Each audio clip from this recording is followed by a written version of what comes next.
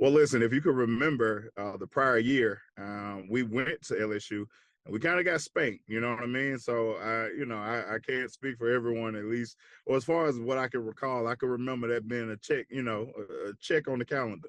We wanted to definitely make sure that we, avenge that loss. I think first and foremost, for anybody that's been a fan of the SEC for any length of time, this game reminded you of what used to happen in the 50s and early 60s, where there weren't a lot of fancy schemes on offense. It was literally put your head down, try to run through the guy in front of you. It was amazing just how even this game was. Right at the same number of total yards of offense. The time of possession was absolutely the same on both sides, 18 minutes, 20 seconds either way. So I think just it's one of those that you like to see all the flash and the big plays and all of that Superman kind of stuff. But the fact that you had two scrappy teams that just went toe-to-toe in that kind of environment says a lot. Has time, fires it to Taylor, caught at the 32, to the 35, down at the 36, first down Auburn. You think back to Auburn's last two undefeated seasons and the importance of games against LSU at Jordan-Hare Stadium. Happened in 2010. Cam's run to the end zone turns out to be his Heisman Trophy run. Down and 10 from just inside of midfield. Here's Cam on the fake, right up the middle, breaks a tackle at the 40, stays on his feet, 35-30, 25-20. Peterson, the one man to beat at the 5. He is in! And for Auburn that day in 2004 against LSU, just a old-fashioned physical football game. Where, our mindset was we only wanted to win the next game, and that was LSU at the time. They were really good, but we knew that we had a really good team too, and we were kind of the underdogs. And so we kind of took that journey to saying, hey, we want people to favor the other team, so we come in and surprise everybody day by day, and that's what we did. And the two plays for me that stand out in that game are the Brett Edens sack, because that was the guy who was in our market over in Montgomery, who we'd covered, and his father obviously listed Edens and played here, and he gets a clean shot on LSU's quarterback. And I think that's the loudest I've ever heard the stadium be at that time. So we wanted to set the tone, we wanted to do it early, and we knew that the defense was the group that had to do that.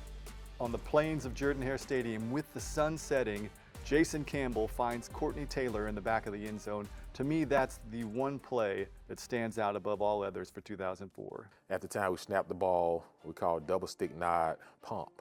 And what we were doing is we were running inside, we're gonna go inside the bend, into Courtney. So my job is to read the safety.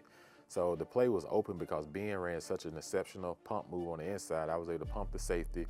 Safety jumps Ben, and now I had to get the ball over the nickel defender to hit Courtney Taylor in the back of the end zone. I remember just throwing that ball to Courtney and him catching it is one of the loudest I've ever heard in Jordan-Hare. People going crazy. On third down, Campbell in the end zone, caught, touchdown Auburn, touchdown Auburn, touchdown Auburn, Courtney Taylor, oh my goodness, wide open, back of the end zone, 9-9, a minute 14 to go. And then we missed the extra point. Down, kick is up, kick is no good. And I'm sitting on the sideline like, are you kidding me? Like, all this to get down here to this end zone, and then now to maybe have to go to overtime, and you just ready for this thing to be over. It's been a knockout, right? And then all of a sudden you see the flag. Personal foul, number 9, in the defense. After this is the goal, retry. And ironically, that summer was when they put the rule in that you couldn't jump over the center of snapping the ball on PATs and extra points and field goals. And so we caught a break there. We was able to re-kick the ball and make it. Here's another bad one. Vaughn gets in it. This one's good. Tigers lead 10-9. And now the game's 10-9, but you still can't really just, relax until it's just over, right? So they got Jamarcus Russell at quarterback, and, they had some great receivers in Bo and Clayton and those guys, and you remember them throwing the ball to over the middle, and the ball got tipped up in the air, and Junior Rosegreen caught it. Across the middle, tipped up and intercepted. Junior Rosegreen makes the And that's when you were able to take a deep breath and a sigh of relief, like, okay, we just knocked off the defending national champions in a drag-out 12-round battle fight, just punching each other, gut punch after gut punch, and to me that game always stick with me out of any game in my Auburn career. The Auburn Tigers have defeated the defending national champion LSU Fighting Tigers 10-9. I think it did something for our confidence as well, because we knew how good that team was, but being able to overcome that adversity and those obstacles, it made us stronger as a group. And we never set out to say, hey, we're going undefeated. But once we got past that, it was kind of like, hey, we got a chance to be pretty dang good. And so I think our confidence grew as a football team. After the game, all the coaches, we were real close. Our coaches have been together about 7 or 8 years coming from Ole Miss to Auburn. And we were at my house after the game, and I'll never forget, they all go, this is a special team. I mean, they never quit. They worked hard. They believed they were always going to win, and we won the game. And then that went on to a couple weeks later, as you said, we played Tennessee in Knoxville.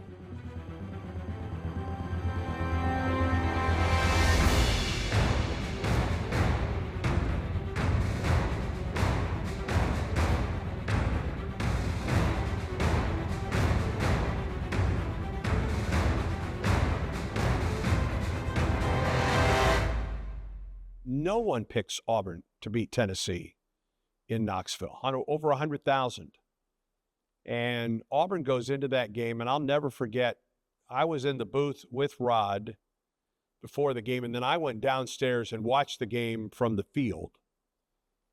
And Rod had a sense. Rod had a sense of what was coming that day. That locker room pregame, I kid you not, Coach Tubbs got ready to speak to the team, and he just started grinning. He was just looking around the room, just smiling. It's like, guys, I got nothing to say. Y'all are ready to play.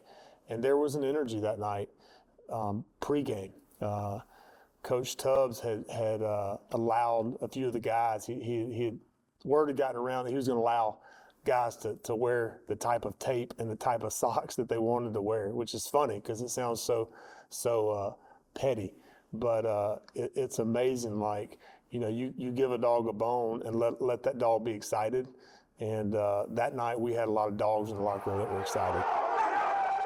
Our trainers throughout the week was playing a good old Rocky Top song in our locker room, every day with that bluegrass music playing. So our goal when we played against them was to not let them play that song.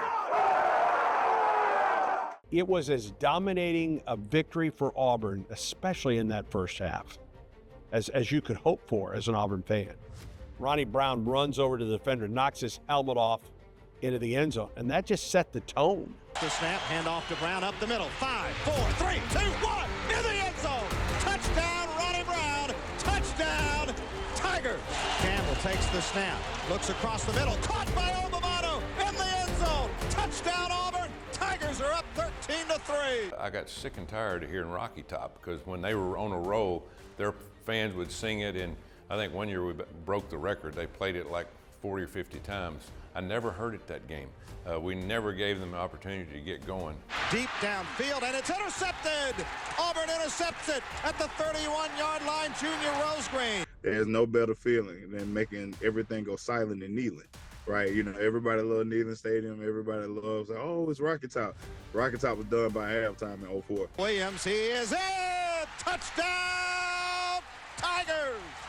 Cadillac Williams. It didn't seem to matter what particularly the first half, because we played very conservatively the second half. But first half, man, I tell you, you could shut your eyes, point to a play, and it was going to work. But it was because of the execution of the team, and sometimes we just made some plays. I think that's where people from around the country really kind of stopped and looked to see what Auburn was doing and kind of bought in at that point. Obviously, the Auburn faithful knows which way we're headed, but I think that made some people really understand that Auburn, with the right pieces in the right place, could do something down the road.